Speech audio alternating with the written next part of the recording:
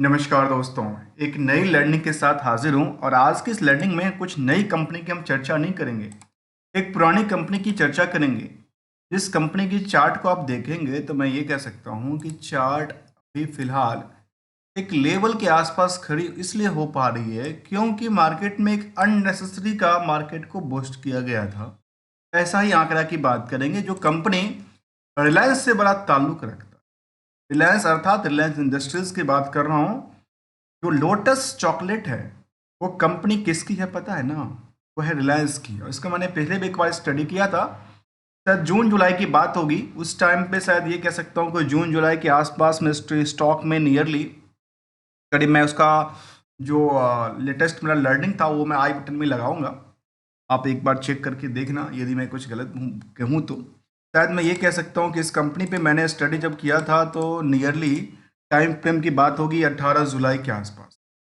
18 जुलाई से लेकर के मार्केट सोचने वाली बात है, जब मार्केट वहां से एक अच्छी ऊंचाई पे पहुंचने की कगार पे चला गया था।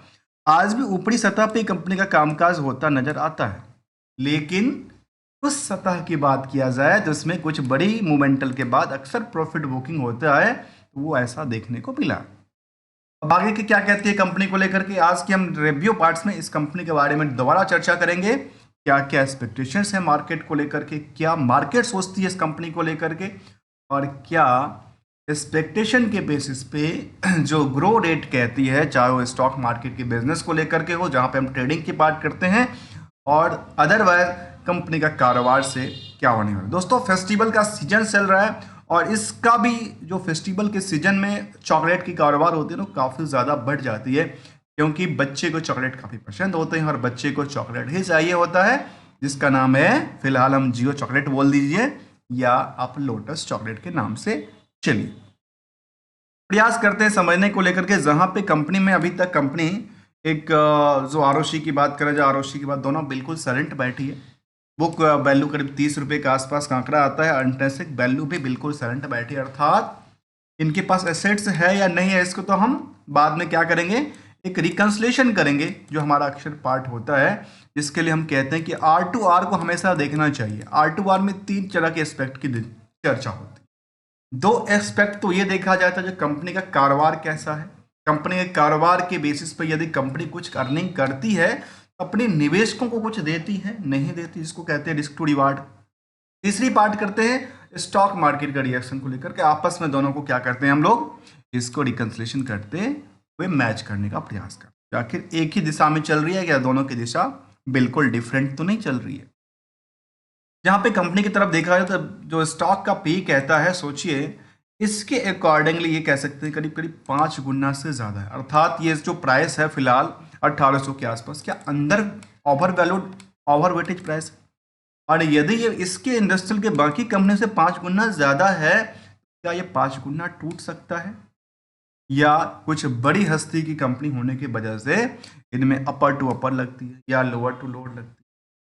आगे चल करके क्या लगता है जिसके स्टॉक की प्राइस जो 2600 तक आंकड़ा गया था, आने वाले समय में 3000 के आसपास जाएगा, जितना कि आर का है अर्थात रिलायंस इंडस्ट्रीज का है।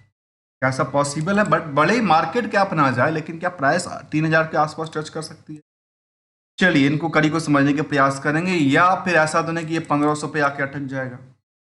तो लोअर टू लोअर सोचने वाली बात है, 213 रुपये से चालू होकर के और 2600 को टच करके आगे निकल जाए, इनके लिए जहां प्रमोटर्स करीब 72% का होल्डिंग है और प्राइस टू बुक पर सोचिए 60 गुने के आसपास पहुंचा है, जहां अर्निंग पर शेयर भी करीब करीब 80% के आसपास ही अर्न करता है, लेकिन मार्केट में डिमांड्स काफ़ी रहा है स्टॉक को लेकर के। जहां करंट रेशियो और डेट टू इक्विटी रेशियो के बारे में देखा है तो debts almost debts free company के लिस्ट में आती है और करंट रेशियो का माप थोड़ा सा ज़्यादा कहता है। जबकि डिविडेंड की पार्ट में अभी तक कोई एक्शन देखने को नजर नहीं आई। कंपनी 1989 में बनी थी, पहले शायद हो सकता है कंपनी किसी और के पास था, बाद में रिलायंस के पास आया होगा, ऐसा कुछ डेटा की बात करूंगे। तो company product in the chocolates बनाने वाली कंपनी रही, मैन्युफैक्चरिंग करती है कंपनी। हमने इसका नाम दिया था जियो चॉकलेट। शायद जियो भी नाम इसका रख दिया चॉकलेट को, तो शायद आगे चल करके लोगों की जुबानों में आ जाएगा जियो चॉकलेट। दुकानों पे भी लोग शायद जियो चॉकलेट खोजने के प्रयास में लग जाएंगे। चलिए इसको हम जानने के प्रयास करते हैं। और कंपनी को लेकर कुछ अपडेट आया था। अपडेट ये आया इसका रिजल्ट को लेकर के जो कंपनी ने चॉकलेट जो बिजनेस है उसका नेट प्रॉफिट राइज करता है 5700% इन द सितंबर में। सोचने वाली बात, 5700% की क्या हो रही है, इंक्रीज करती है। और ये कहती है जो कंपनी, जो बैक्ड कंपनी है जो इनका, वो 12,000% 5 साल में 12,000% की उछाल बनाती है, जो कि डेटा सामने रखती है इसकी ग्रुप पर। अब देखिए इसके हम थोड़ा फंडामेंटल की कुछ फाइनेंशियल स्ट्रेटजी को समझने का प्रयास करते हैं, जिसका है यहाँ पे देखिए यदि क्वार्टर ऑन क्वार्टर बेसिस का कारोबार का देखें तो कारोबार में क्या हो रही है, लगातार ऊंचाइयों पे छूती नजर आती है। और ये भी देखा गया कि नेट प्रॉफिट जो मार्जिन रहा उसमें 1000% से ज्यादा की उछाल बनाती।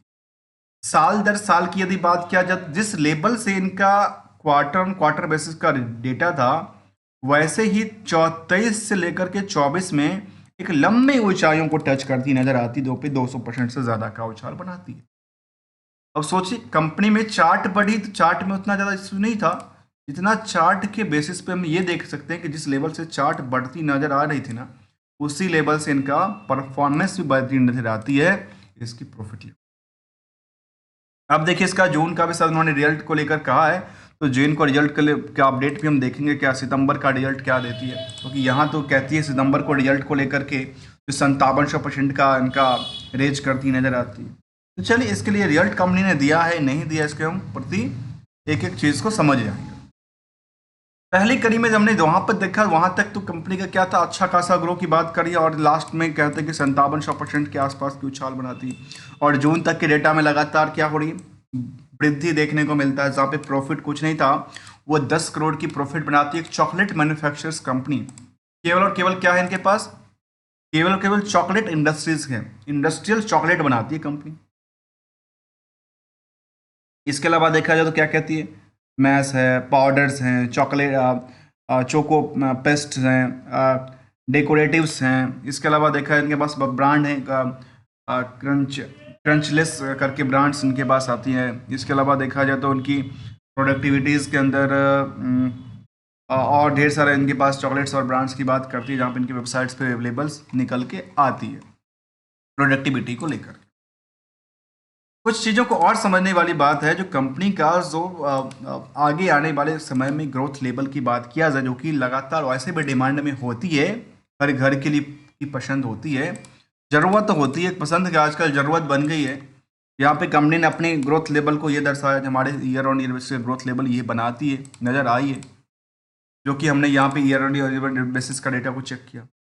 इसके अलावा दोस्तों बात किया जाए कंपनी में तो कुछ अलग एस्पेक्ट को लेकर के, तो डिटेल यहाँ पे रिसेंटली की बात किया जाए तो कुछ और अपडेट की तरफ हम चर्चा करेंगे, जहाँ पे हाफ ईयरली डेटा के बाद उन्होंने 9 अक्टूबर को रिजल्ट उन्होंने पब्लिश किया था, उसके प्रति हम चर्चा कर लेते हैं। और ये हमारे सामने डेटा निकल के आएगा और उसमें हम कुछ कंक्लूजन की तरफ चलेंगे, भाई इसमें क्या क्या हुआ है और क्या एक्सपेक्टेशन के साथ उन्होंने काम का की रिजल्ट अपडेट दिया। चलिए जब हम इसके अपडेट की तरफ चले तो शायद हमें वहाँ पे तो शायद अभी इसने अपडेट नहीं हुआ था, 9 तारीख को इसका रिजल्ट आया था, आज करीब 11 तारीख हो चुका है। और इसमें अपडेट में कंपनी क्या देती है, एक तो डेलाटन का अच्छे ऑडिटर्स फॉर्म की बात करती है। और इन्होंने कंपनी ने कहा कि हमारे पास ये हाफ ईयरली डेटा ये कहता है, जो सेल्स को देखने वाली बात है, ये सब के सब लाख की वैल्यू की बात कर रही है। ऑपरेशंस में क्या हो रहा है, यहाँ से यहाँ तक में गिरावट दर्ज कर, इसलिए पिछले पीरियड में गिरावट दर्ज करती है। लेकिन की बात यह है, तो हाफ ईयरली डेटा को कंपेयर करके देखें 23 और 24 को, तो ये कहती है कि यहां तो काफी ज्यादा उछाल है।